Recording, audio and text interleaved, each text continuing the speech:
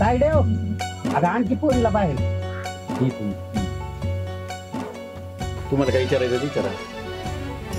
मुली स्वयंपाक करते तू तुला? हो. नशीब काढला काशी घर बसल्या एवढं चांगलं स्थळ आलं नाही तर कुठे येते. देण्या घेण्याचं तसं काही ठरलेलं नाही. आता ते आमच्या दाजींलाच माहिती.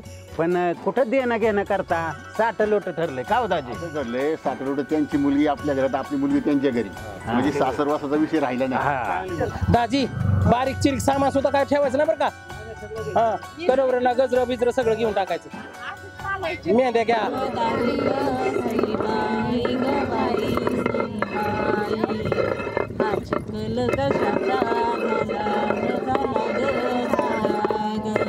झालं का नाही? झालं वर करावं पाहिजे लागणार व्हायची काय केलं.